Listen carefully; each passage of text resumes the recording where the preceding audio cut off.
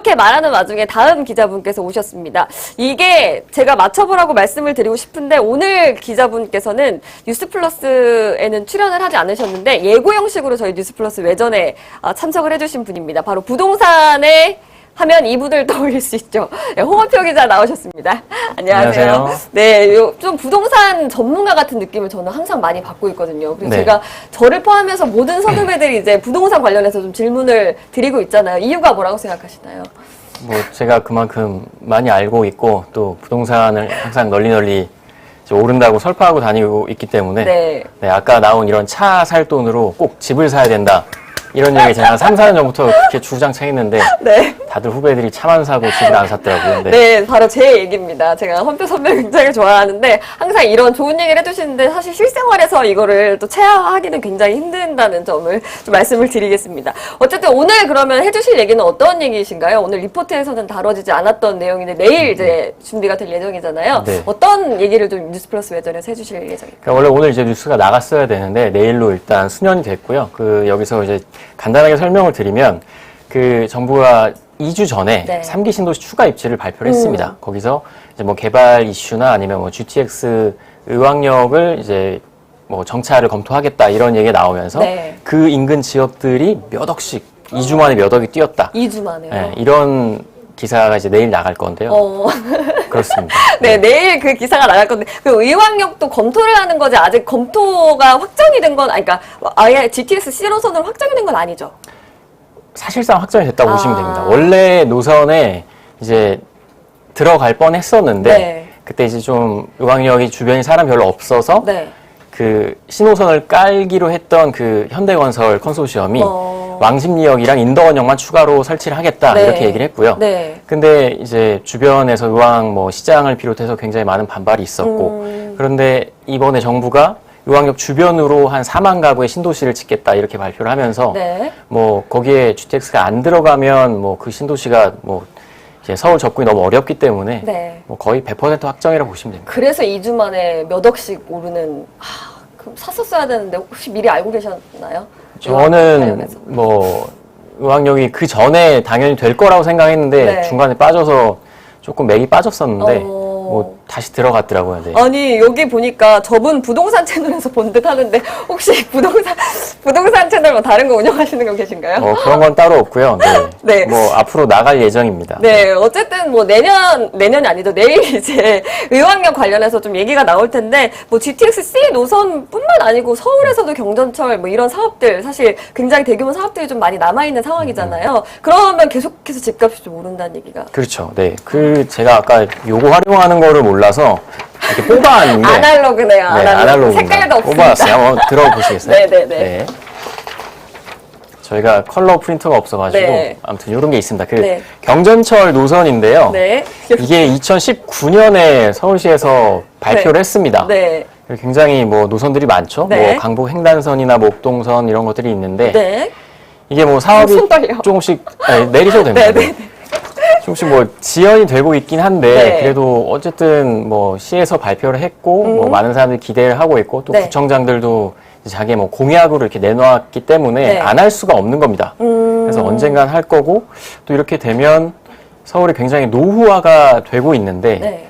뭐 이런 이제 경전철 호재로 인해서 또 올라갈 가능성이 높다. 그러니까 전문가들은 심지어 개통 안 한 데도 있잖아요. 착공 안 한 데가 대부분입니다. 그러면은 지금 집값이 이거 호재라고 생각해서 이미 선반영된 거라고 생각을 할 수가 있는데 그럼 더 오른다는. 그러니까 선반영으로 어느 정도 올랐는데 네.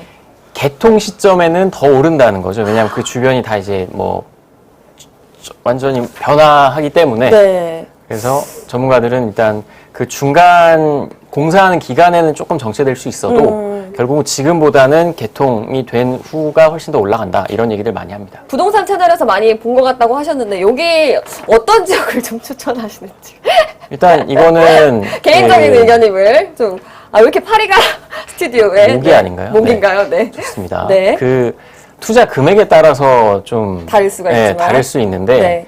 뭐 저기 있는 뭐 위례 신사나 이런 데들은 뭐 투자 금액 거의 한 10억 정도는 필요하고요. 오. 네, 그래서 투자 금액이 좀 적으신 분들은 그 강북 횡단선 라인 쪽 아니면 횡단선 요쪽. 그렇죠. 네, 뭐 목동선 목동선도 네. 요쪽. 그쪽이 조금 그나마 좀 괜찮아 보입니다. 제가 생각할 때는. 요거는 뭐 투자금이 어느 정도 필요한가요? 글쎄 뭐 요즘 워낙 많이 오르고 또 보통 투자금이라고 하면 이제 갭 투자를 많이들 이제 전문가들은 그쵸. 권유를 하시거든요. 네. 뭐 매수해서 들어가기 쉽지 않으니까. 네. 그래도 요즘 한 3, 4억은 필요하지 않나 뭐 그럼 이렇게 저는 생각합니다. 못하겠네요. 3,000원도 없어가지고. 또 방법이 있습니다. 제가 네. 알려드릴게요. 네, 알겠습니다. 어쨌든 이렇게 지금 집값이 지금 떨어질 거라고 정부는 계속해서 얘기를 하고 있는데 지금 홍원표 기자의 말을 들어보면 선반영된 부분이 있고 앞으로도 더 오를 가능성이 있다고 하는데 도대체 실수요자들을 위해서는 실수요자들은 지금 앞으로 어떻게 해야 되는 건가요? 투자금도 3, 4억이 없는 사람들도 있을 거 아니에요, 저처럼. 일단 뭐 정말 실수요자면 그래도 어떻게든 영끌해서 집을 사시는 게 맞는 것 같고요. 대출 규제도 있고 한데 요새. 그래도 뭐 어떻게든 끌어와야죠. 그래서 사실 어쩔 이번 수가 없지. 정부가 집값 올려놓고 대출 규제를 해갖고 네. 이제 양극화만 점점 심화시키고 있는 거거든요. 네, 그래서 네. 굉장히 큰 문제입니다. 솔직히 부자들만 계속 뭐 집으로 돈을 벌고 그 또 투자해가지고 그걸로 또 부동산을 사고 이렇게 되고 있는데 네.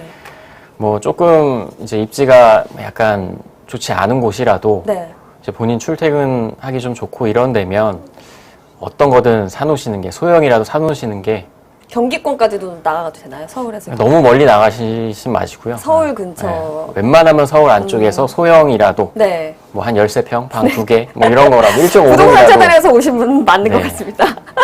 네, 어쨌든 근데 정부는 어떤 면에서 도대체 그냥 우리가 이렇게 그냥 정말 이렇게 간략하게만 봐도 오를 일밖에 안 남은 것 같은데 정부에서는 계속해서 이제 집값이 떨어질 것이다라고 전망을 하고 있잖아요. 이런 근거는 뭔가요? 공급을 늘리기 때문에 뭐 그렇다는 사실 집값이 떨어질 거다라는 근거는 없고요. 자기들이 그렇게 되길 바라는 거죠. 그렇게 일방적으로 주장하는 거고. 네. 솔직히 뭐 부동산으로 정치를 하고 있기 때문에. 네. 왜냐하면 현 정부 들어서 강남 집값을 때려잡겠다고 해놓고 엄청 다 이제 집값을 올려놨잖아요. 네. 근데 강남 집값을 왜 잡아야 되나요? 강남 집값을 잡을 다른 데도 이제 비슷하게 따라가니까 그런 거 아닐까요? 그렇긴 한데 네. 강남만 때려잡자 이거는 그러니까 잘 사는 사람들을 좀 이제 누르자는 그런 의도가 분명히 담겨 있었거든요. 후반에는. 네. 오히려 그걸로 이제 부작용이 너무 많이 일어나고 뭐 지금 진짜 벼락거지가 정말 부동산 때문에 거의 다 된 건데 네.